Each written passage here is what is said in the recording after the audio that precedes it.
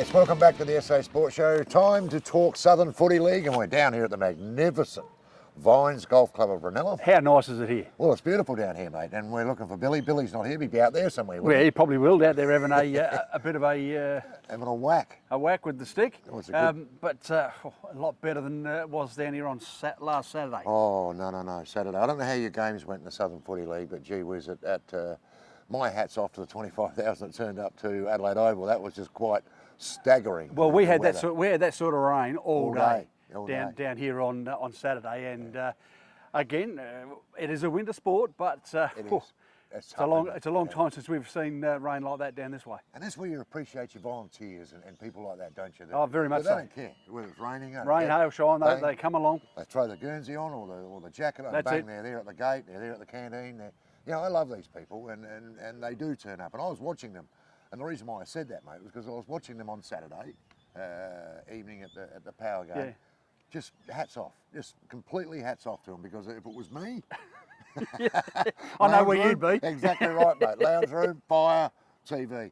But did it affect the games on the weekend? I mean, there was a game we were really looking forward to was the Noarlunga Flaggies game. And we were all cock-a-hoop about Flaggies and form they were in, and they got towed up. They did, but credit where credit's due. Noarlunga, they're just a good, solid, physical side. Yeah. They've got that body shape, you know, where I'm with you. Doesn't matter whether it's rain, hail, or shine. Yeah. They're big-bodied, and take a lot to knock them off the ball. Yeah. Flaggies a more skillful side, no doubt about that. But of course, as you know, in the wet weather, does play a little bit of havoc. But no, credit where credit's due. Noarlunga, again, now I would suggest we'll go through at least the minor round undefeated. Because they're now 2 games ahead of Flaggies. Yeah. But in saying that, we also had some really interesting results as well. Some great results. We had really. Some close ones. Yeah, we had the Friday night game under lights down at Port Noarlunga, and Happy Valley, who've been of recent not travelling all that well, came out of the blocks, kicked 4 goals 8 with the wind in the first quarter, and it took Port Noarlunga 3 quarters to catch them. And in fact, Porty scored 7 in the last to get up by 20 odd points. So a good win in the end, and of course they get really tested this week because they've got.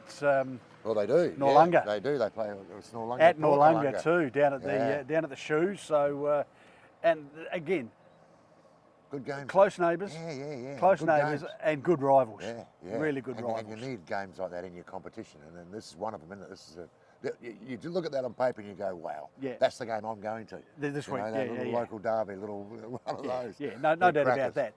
But your Cove boys took on Christie's Beach. Far better performance from them this week. Christie's still won the game, but you could see a lot more improvement in the Cove Footy Club from the week before. Of course, the Mighty Sharks, they had the bye, so they didn't. They're on a two-week winning streak. They did have the bye, isn't it? That is, but they could have come back from this week they'll take on Christie's Beach. You expect Christie's to win that one, but Aldinga will give them a really good run for their money. And then of course we had Billy's team on Sunday in the local derby against classic game as well. Against Morford Vale. Morford Vale again been struggling, as we know. Come up against Ranella, and as I said on last week's show, don't matter where these two sides are, you can you can always be rest assured that there's going to be some fireworks, and fireworks they were. Really good game of footy. Really good. And of course, surprisingly, the Ranella Oval was in really good condition. The centre was a little bit sticky, but the rest of the oval you could actually bounce the ball on with the amount of rain that we'd had on the Saturday. But again, right down to the wire, Ranella get over the line by a point. So again, they've beaten Morvale by 7 points in the first round, a point in the second round.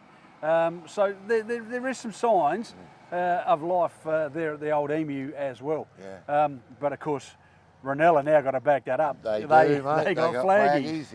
You don't like to get in flaggies after they've had a loss. No, that's true. That's at Ranella though. That is at Ranella. So it'll be a good game there as well on next Saturday. Battle up about Aldinga having a bye really, coming off of their first victory. worst time in the world to have a bye. You want to take that momentum in. You want to, you've had a win. Well, let's hope they don't do it Geelong.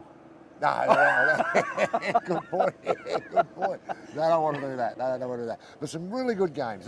We said Aldinga, Christie's Beach. Now that's at Aldinga. Yes. They're coming off a win. Doesn't matter where anyone is. You get weather. There'll be a fair crowd. There'll be a fair crowd there too. That's to support the Sharks. Morpeth Vale and Cove. Now. Well, this is a chance for your boys. Yep. This is a chance for your boys to get back in the winning circle. Yep. They need it. Morpeth Vale, as I said, really good game last week against Ranella. Yeah. They need to maintain that. So this could go either way. Yeah. They play for the Merv Mills Cup, yeah. And of course Cove currently hold that. Yeah. But Morphees will be pretty keen to get that one back. And of course it's been played at Morpeth Vale this week. So look, I think I'm going to go.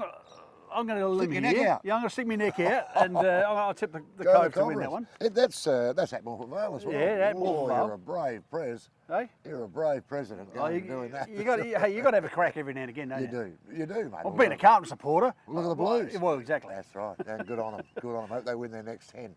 Yeah. Myself. Now the other one is we mentioned Noarlunga, Port Noarlunga. What is your game this week? What is your tribe match of the day? That's the one. That's the one. Has to be the one. So that's we'll have the radio van down there, and of course, had really good response from that so far this year as well. Yeah, which is interesting. How long have you been doing that? 3 years. Okay, so you're getting quite a little following now. People would. Well, I just showed Max earlier that when you look at the listener, it seems to spike whenever we're there for some reason. Well, that's fine, we got plenty of people that tune in, and of course a lot of expats from the Southern Footy League, overseas and interstate, that tune in on the internet. Exactly right. Okay, and then we just said Ranella Flagstaff. Well. Now that becomes if you look at the premiership table here, with Ranella sitting on 10 points, just outside the 4, if you like, this becomes really important around here, doesn't it? If they can knock off Flaggies, yeah, and Porty's lose to Noarlunga, they're in there. They're in. Yeah. So from the second, third, fourth spot, fifth spot, is still up for grabs. Yeah, some cracker games. Very much so. Cracker games and a cracker competition at the moment. Isn't it really? Well, it is. And again, of course, after this weekend, we have a break for the state country championships. Okay. The boys start training for that boys and girls start training for that this Sunday. Yeah. And of course, that's when we team up with Great Southern and Kangaroo Island to take on the rest of the state in Port Pirie. So it's just busy time of the year. Time of the year. Yeah. Good on you, mate. Big game this weekend. Noarlunga, Port Noarlunga. That's the one to go and get down there and watch on the Saturday. If you can't, tune in. Yep. To the boys. 91.1 Tribe FM. Tune in for that, because that'll be a cracker. That's one we're really looking forward to. And lots of other really good games happening within the Southern Footy League, as there is every week. Thanks for coming in, mate. Really appreciate it. Go and get your clubs. We'll have a hit out here before you go, and I'll towel you up like I should. But we'll come back with more in just a moment.